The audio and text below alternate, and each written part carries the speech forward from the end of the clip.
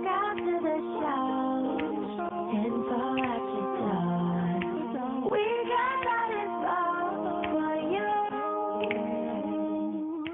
Touchdown on that plane and buy anything. More than just a podcast for you.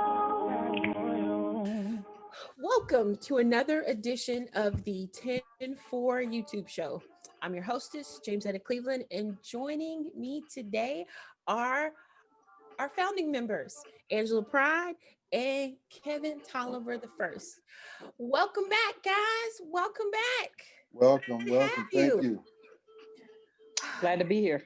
And I see this is what happens when you're a professional football parent. You move and shake all through the season. And then when the season is over, Yes, you we take do. a breath. You get to take a Lord, breath. I needed that breath. Oh my God. I'm still So- trying to recover from last week. So we are glad to have you with us. And so in the spirit of giving our parents what they want and starting the year off right, the first shows of this year are dedicated to recruiting. Last week we did soccer recruiting, and this week we're going to do football with some highly qualified parents. So we're going to dive right in. First question, how is football recruiting different from other sports? You know Ladies how we first. do? Don't. Oh, Okay. is Well, that I how was we gonna doing? say, I want to just say, first off, football tends to be in most instances the moneymaker.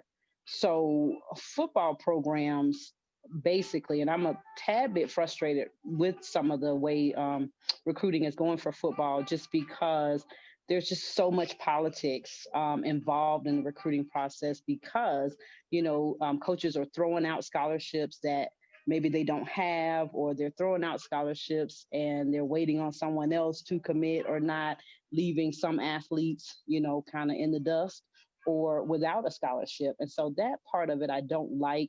I think football has the majority of the money, so they call the shots, so they can do what they want. And especially on the D1 Power 5 level, they have the most scholarships. And so with that being said, again, it's like, I want to say musical chairs in a sense of moving money around, moving scholarships around, and things of that nature. And then again, it could be a good thing. You can perceive it as a good thing. And I think it is a blessing, for any athlete that is offered a football scholarship.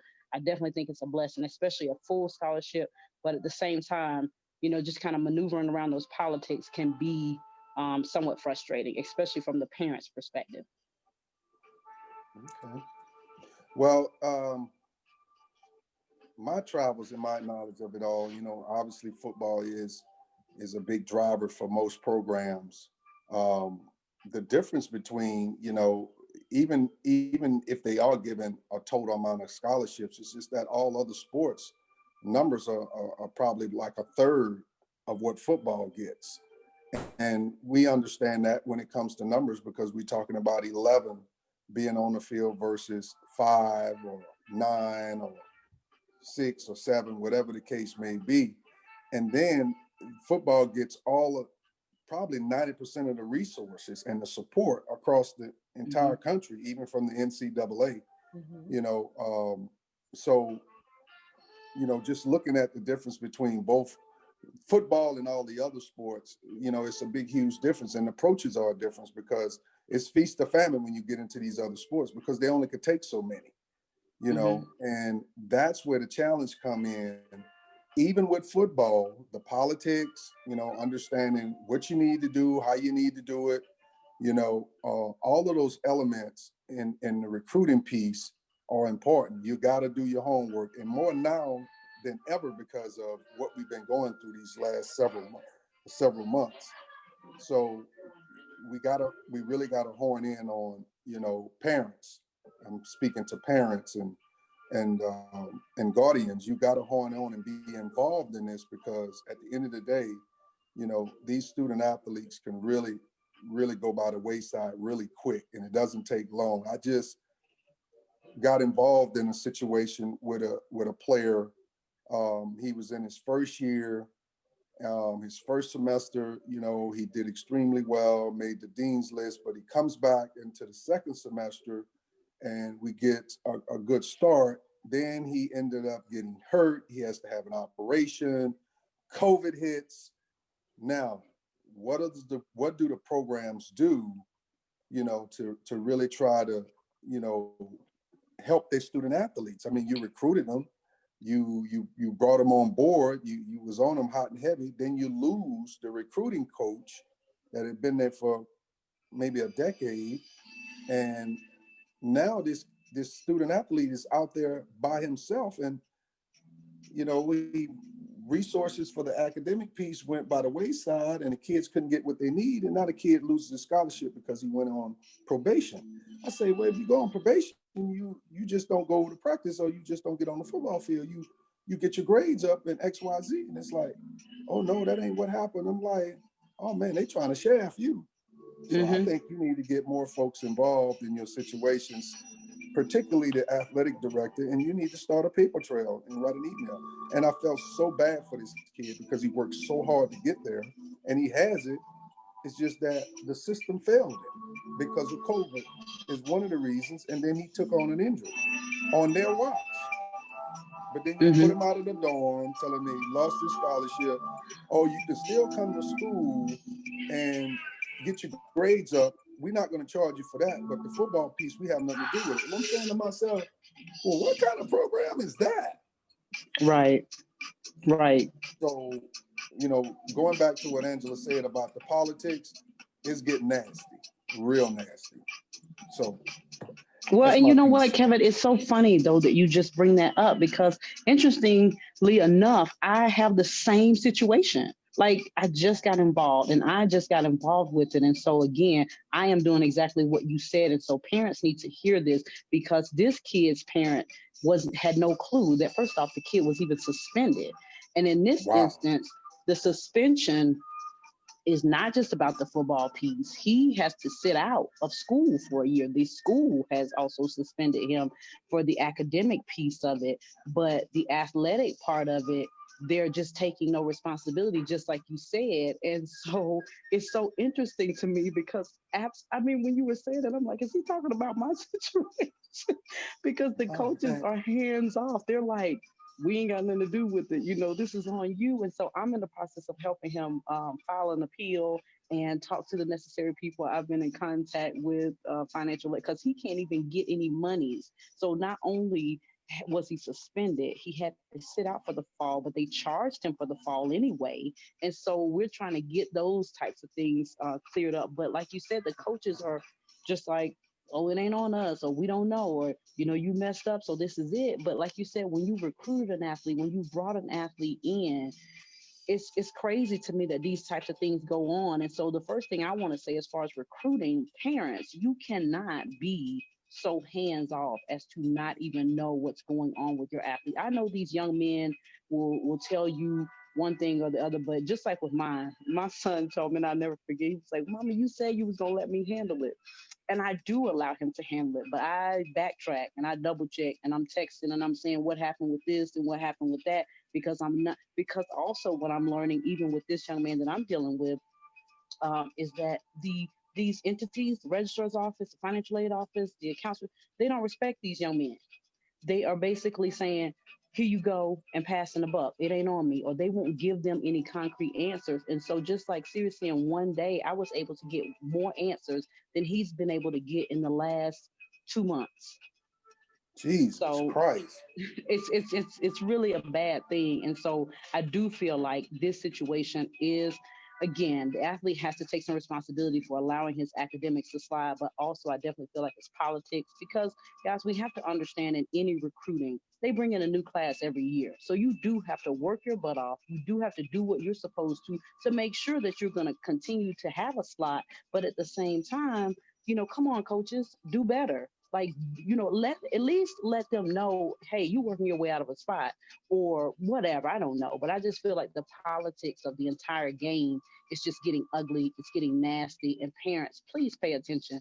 Pay attention to what's going on. Pay attention to what we're saying, because you might be in a golden situation, but let your son get hurt.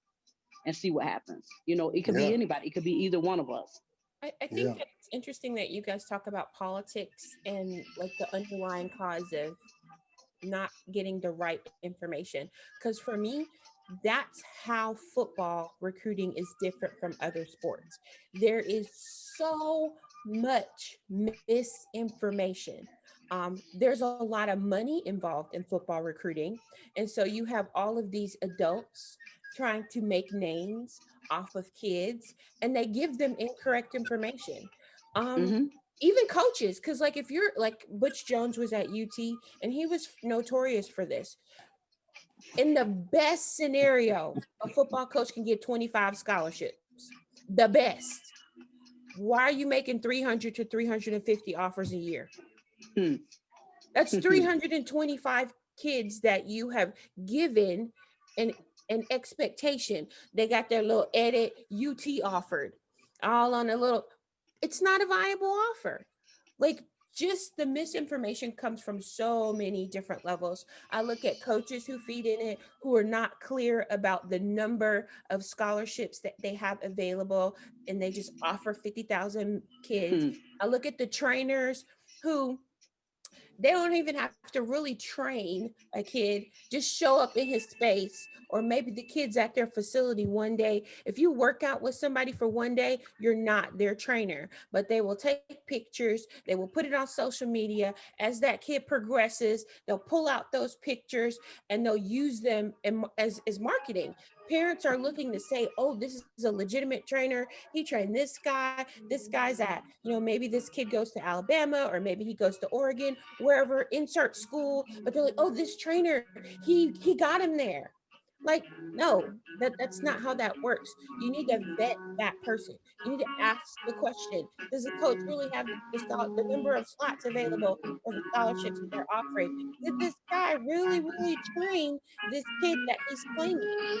And who's really responsible? Because the biggest piece of misinformation is that other people are responsible for your kids' recruiting journey. We look at coaches, trainers, but really it's us as parents to really sit down and say, what's the right fit for my kid? Where should my child go? Where should they be? Does this school have my kids major? Because some parents are so excited to have a football scholarship. There's a mom I work with. She sent her kid, she knew he wanted to do occupational therapy. The school she sent him to doesn't even have his major. That's an automatic transfer. If you know your baby wants to be an occupational therapist, the very least you could do is make sure that the school that's pursuing him for a football opportunity actually has the major. Or maybe can they piece it together?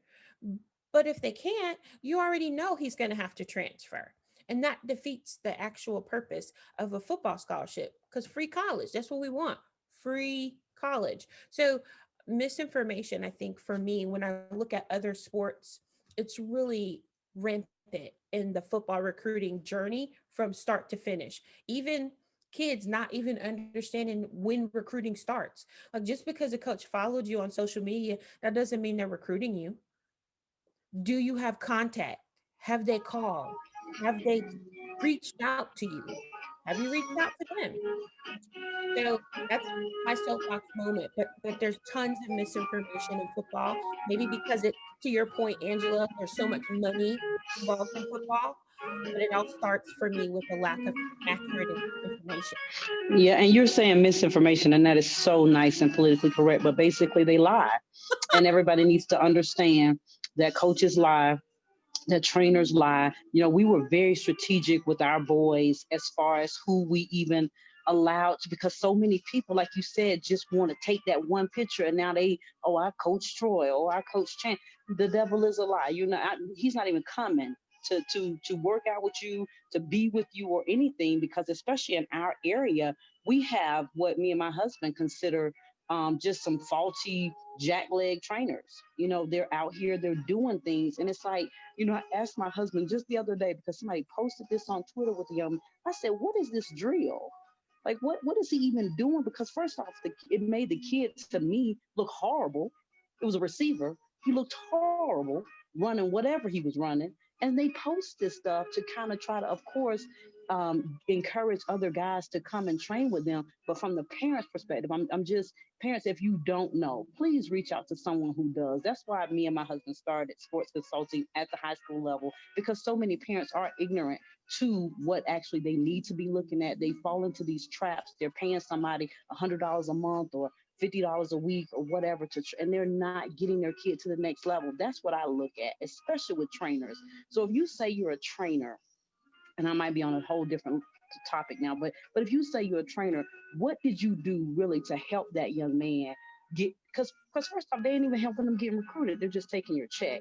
And so parents, you have to be a lot more involved with knowing who your kids are working with and knowing what their credentials are. Just because somebody was a running back in high school that probably didn't even make it to the collegiate level does not qualify them to be your son's running back trainer. Talk that Hello. talk. High school, not even college, can't even, never been through the recruiting process, can't give you information because they've never been there, don't know how to get to China because they've never left town. Please know that it happens all the time. Promising you that they can get you to D1 and they never even got a state championship. And I'm not knocking people that didn't go to college and they didn't go to school and get the credentials, because there's some people that didn't go to college but they went to school to get the credentials. They understand functional movement, they understand speed, they get it, they have the network. Look, if nothing else, they know every strength and conditioning coach in the country. And at the very Absolutely. minimum, they can open that door for you. But you got somebody that never played, never won state, never got the credentials, and they're selling you a dream and you don't even know the dream. The dream is costing you thousands and your baby gonna be at the house.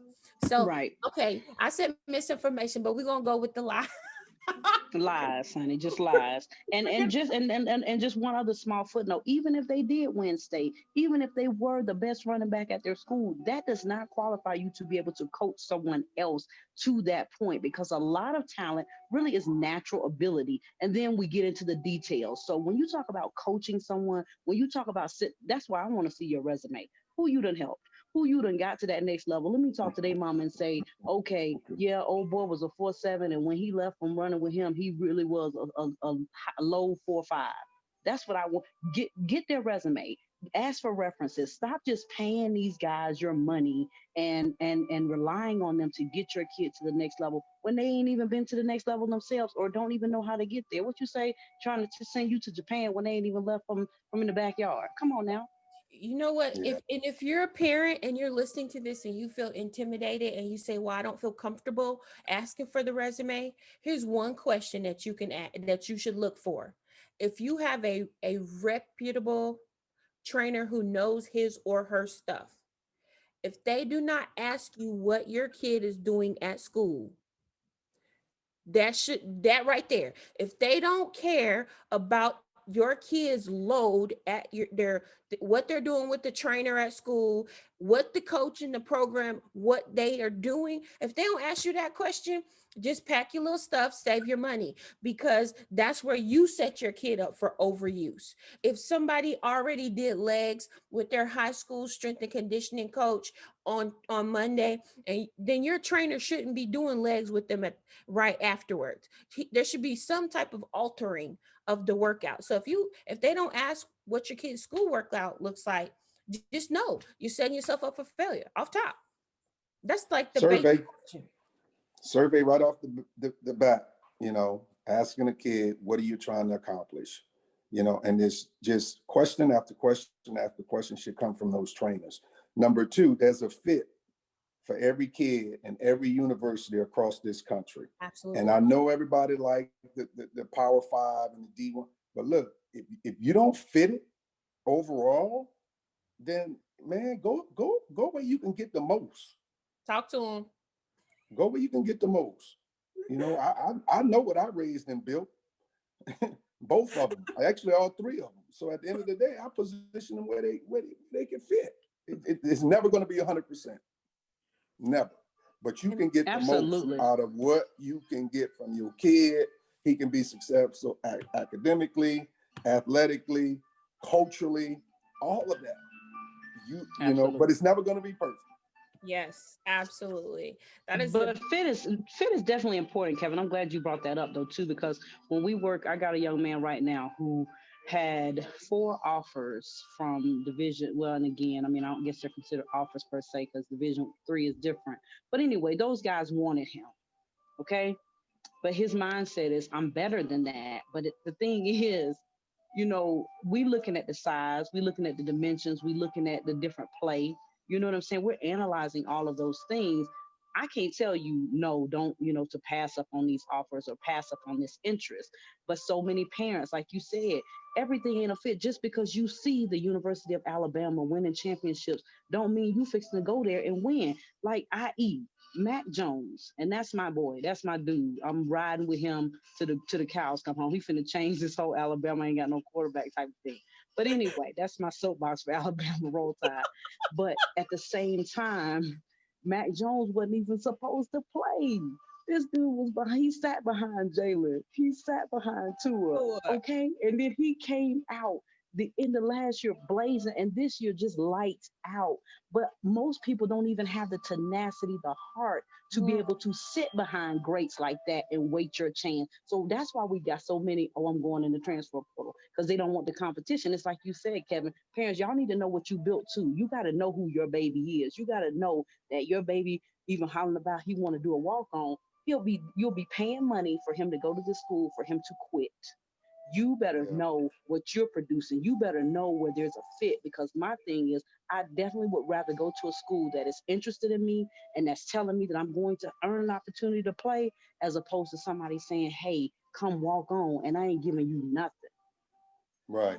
Well, I will tell you, Matt Jones' makeup and his background, it came from a very disciplined, hard found, structured environment. He came from That's Bowles. your neck of the woods, right, Tolliver? Yeah, right in Jacksonville. He came from Bowles, and homie came from some real solid, structured environment. Academically, mentally, culturally, you know, all of that. That's a school. If you can get through that school and high school and play ball and do what you did, oh, you're gonna just about make it anywhere. Okay. Absolutely. So, I'm- Absolutely. so I'm going to So move us to the next yes, question. ma'am. And Killed this that is one. something that parents, you need to if you don't pay attention to one other question, pay attention to this one. Where does the business of football recruiting get done? Hmm. So I'll start with this one and then you guys can you can validate. So, in my experience, I have observed that the business of recruiting gets done in three places. It's either going to be done in high school on the field, or interactions with your coach, people that come to visit you at high school. So you can never, I don't know anybody who's ever gotten recruited and accepted a scholarship on any level in college without some type of high school production. Increasingly, it is getting done in the 7-on-7 world, and it's also done in the collegiate camp world as well.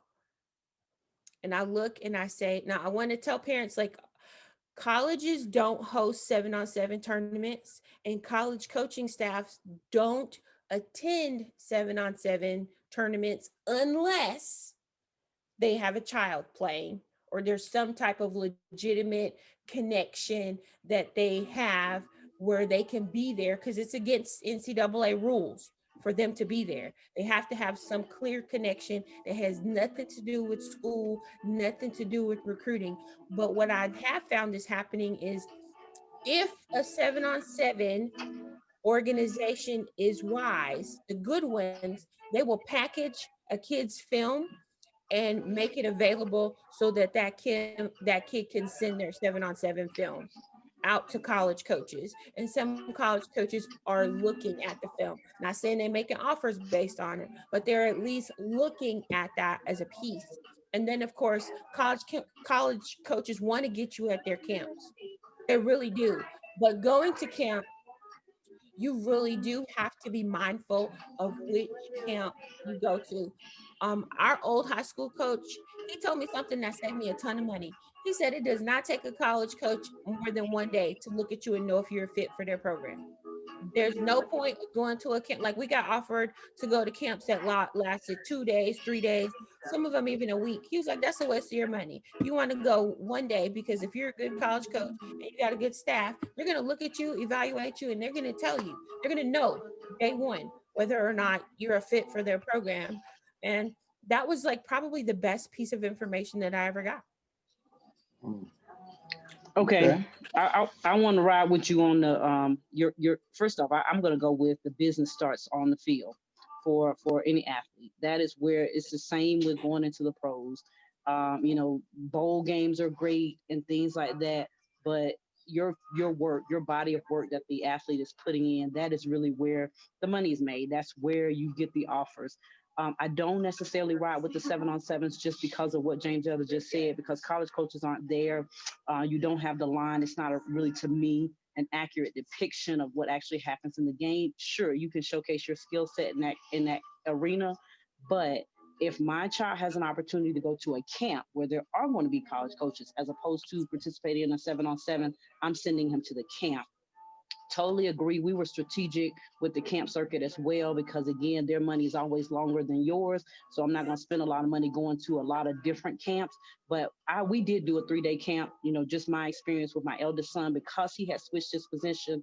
He was playing on the offensive side of the ball from rec league up till ninth grade, and actually playing on both sides of the ball, but primarily offense. He switched to cornerback, which is what he is a professional athlete at now, as a sophomore in high school. We went to Alabama because, of course, I rolled with Alabama. And at the time, they had Kirby Smart. So for him to be able to spend 3 days with Nick Saban and Kirby Smart, Oh, that was absolutely.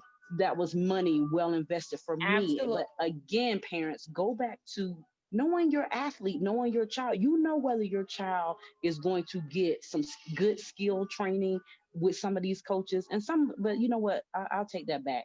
Acquire some help if you don't know, because a lot of parents are starstruck, and they go with certain people, not really understanding that person has nothing to do with the DBs, or that person has nothing to do with the receivers. Know who that position coach is, and if they're going to have an opportunity to work with them, then you can go there. But if you're ignorant to that, acquire some help. Ask their coaches, ask somebody who does know, before you go just going to every willy-nilly camp, before you get excited because they're sending you mail saying, hey, we want you to come to our camp.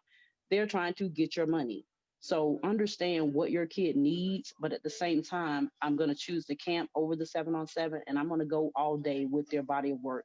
I could get into a whole soapbox because we do huddles for some of our athletes as well, but a 9-minute huddle, ain't nobody watching that whole thing. A huddle is a highlight reel, and understand that a true college coach is going to want your whole film. He want to see what you're doing when you ain't in the highlight reel. He want to see if you're a receiver, if you're blocking when the ball isn't coming to your side. He wants to see what you're doing when the ball isn't coming to you. So understand that that whole film is valuable as well. So when they request your whole film from your coach, don't be embarrassed when you taking plays off. Don't be embarrassed when you ain't hustling and you ain't running and you loafing. Don't be, you know what I'm saying? Because the little things are, I truly believe, like when you're talking about good coaches, when you're talking about coaches that are really trying to get the best athletes for their program, not just some hype 5-star stuff, not just some hype because you on 24/7. They want those players that are going to be going hard the entire game. So that's my where the money's made, where the business starts. And I got a cosign because let if my kid as a DB had the opportunity to work with Kirby Smart and Nick Saban for 3 days, absolutely, parents, that's money well spent. But if they're going, to your point, Angela, if they're going and it's just the Kirby Smart camp that Kirby Smart never shows up to, that's a different thing right there. But like to say, all right, we're going to spend 3 days, because as a defensive coordinator, Kirby's body of work won some national championships. So obviously he knows what he's doing on that side of the ball. No knock on, don't listen to this and think I'm saying anything about him in a shady kind of way as the head coach of Georgia. I'm just saying that before he was a head coach, he was a very successful defensive coordinator. And Angela made a very good point. If you have opportunity to work one-on-one with a with a coach who actually coaches your child's position, and they're going to be there and they have an amazing body of work, that's money well spent. Even if it's 2 days, 3 days, it's money really, really well spent. Right. Well, I agree with you both. Obviously, it starts, on the football field, because they can put their eyes on you. That's why they want you to come to their camp so they can spend more time with you to really see all the ins and out about you. How you move, how you transition, all of that great stuff that they're looking for to be able to run what they run and play like they play.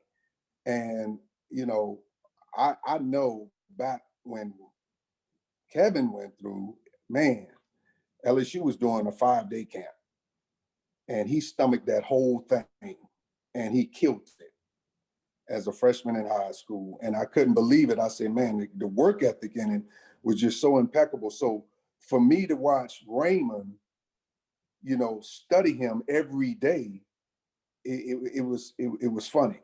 I mean, day 2, it was over. He didn't need to work out no more. But I went to see if he could handle it.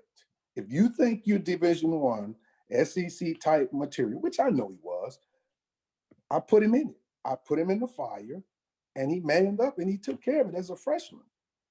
And it never stopped after that. We didn't have to work out no more. Went to 2 camps in his entire career of high school. 2 rivals was one, and then the other camp he went was LSU. That was it. That's That's where all he we ended up. did. LSU. You know, but the other thing too is with 7-on-7, and I see both sides of the spectrum.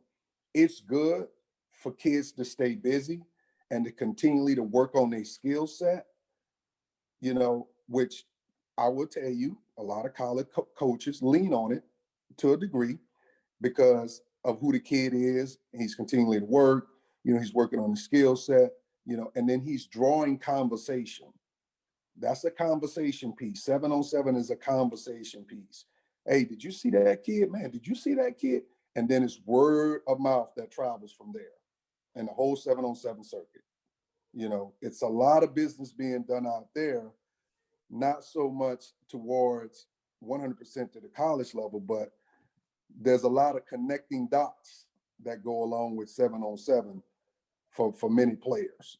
And it's not going to go anywhere anytime soon. So at the end of the day, it starts, when them coaches visit those high schools, they want to see how they practice. They want to see how they act in practice. They want to see how they work in practice. They want to see that work ethic. And then when you come to their camp, now it's a whole different, it's just been turned up a whole nother notch. Now let's really see what's going on with you under how we do stuff.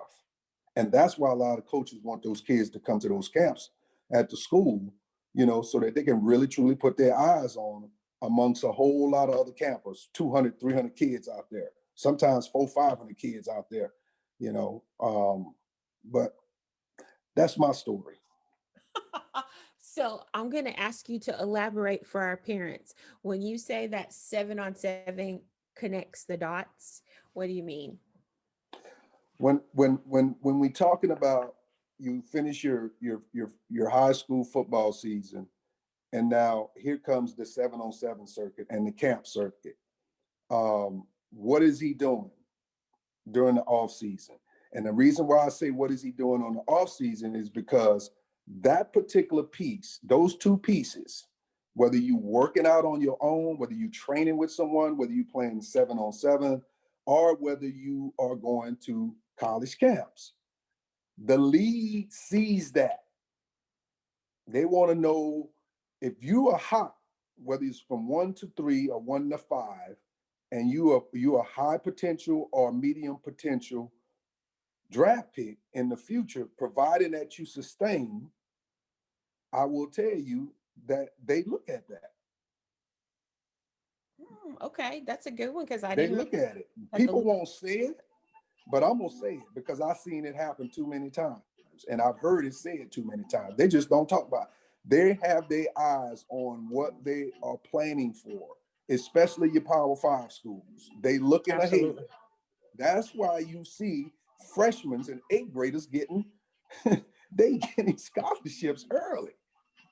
That's why they get them. Right. That's not the whole picture now. Don't get me wrong. That's part of it. So if Right. you keeping your student athlete busy in the right process for them, then trust me, the homework is being done at the Well, NFL and you know what? recruiters, at the NFL level, all the way down to the high school. It's being You know what, taken Kevin? note of. I'm glad you said that though, because absolutely. And the one thing that we encourage our athletes too, because so many parents, like I'm not a parent, and again, I might be a little biased in this, but I'm not a parent that believes in the same exact sport because I think I've said this before, like even with my younger athlete, he was a three sport athlete. So he wrestled, he played football, and he ran track. So year round, he was doing something. But wrestling really translated so well to his football. Like he's an offensive guy and he plays slot receiver now. But even, when you're in high school, you expected to play both sides of the ball. So it helped him so much with his tackling, and it just translates his breakdowns, things like that. It translated so well with. And then my older son has always done track and field. He did basketball for a stint in his maybe eighth grade freshman year or whatever. But having them even in other sports, like something that's going to keep them first off in shape. I'm also a parent that it depends on your athlete. I don't subscribe to all this weight training that's going on because I do believe you have to give your athlete room to grow.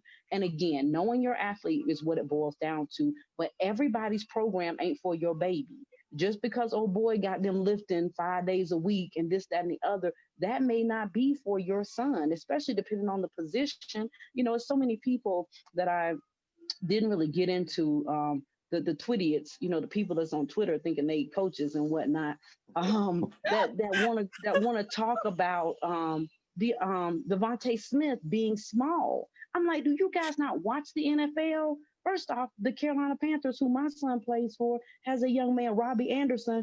I guarantee you the same size, but that dude got some jets. He's from Miami. Toliver, you might know about him, but he got some. You I can't know hit all what you about it. can't catch. You can't, you know what This, I'm saying? He had this, 1,000 yards receiving this year, and I'm like, yeah. what are y'all talking about? He needs to put on some weight. You need to get off Twitter and don't quit your day job, because these young men are doing what they're good at. And so everybody gets so heck bent on the receivers being 6'5". Not every receiver's got to be 6'5". On them being 220. I guarantee you them 220 receivers ain't moving like them 190, 180 ones are.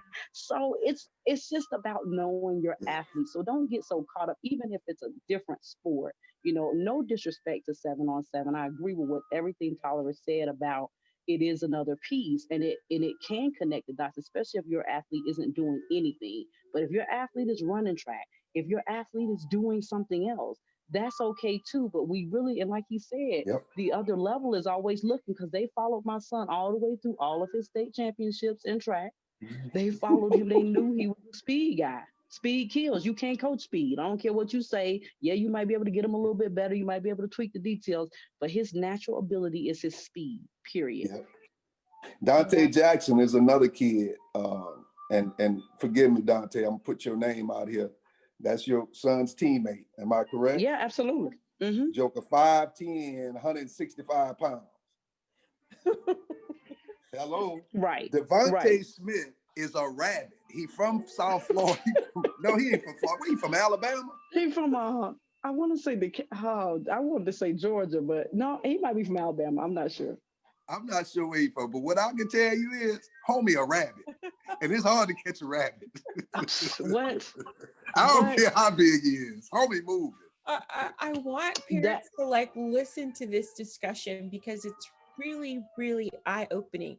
So you have some current NFL parents who have kids who played at Power Five schools, who are saying to you, and we were group of five over here, and my kid's the little teeny tiny fast kid, but they're saying, hey, do something. There's no magic formula. The magic formula isn't high school football 7-on-7 camp. Right. The magic formula is Do something outside of your sport. Once football season is over, you should be moving to another sport, or you should be doing something to stay busy, because even the NFL is going to backtrack and they're going to go back and watch. And to you guys' point, I don't know if you've been aware of it, but at least for the last 2 to 3 years, the NFL during the draft, they've started highlighting the number of draft picks that were multi-sport athletes. Yeah, I Mm-hmm. have seen that. I've noticed it. Yeah. Oh, and I got And one. I got one other tip though for the parents too. This is a part of the political piece, parents. So coaches will talk to your athlete. They will soup them up and make them think, but they ain't got no offer on the table, right? You know, the kids are excited because they're in conversation with these coaches. I get it. But as a parent, you have to keep them grounded, because what I want you to understand is those coaches that are also saying, oh yeah, well, we worried about his size, or they don't want your athlete. He needs to go somewhere where he's wanted, because my son comes and 165, okay? Angela, hold on. Eight of definitely, which was powerful. Can you hear me? Okay, now I can hear you. Go back. Somebody You was trying to said call me. I'm sorry. Can you hear me now? Okay. So my son was coming out of high school, 5'10", 165. Okay. He had Power Five offers from the schools that wanted him. These coaches will lie to you and say, oh, he needs to put on weight, this, that, and other. Those are just stalling tactics, because probably they're waiting on someone else. So go with the guys who will put that offer on the table for your baby and who wants them.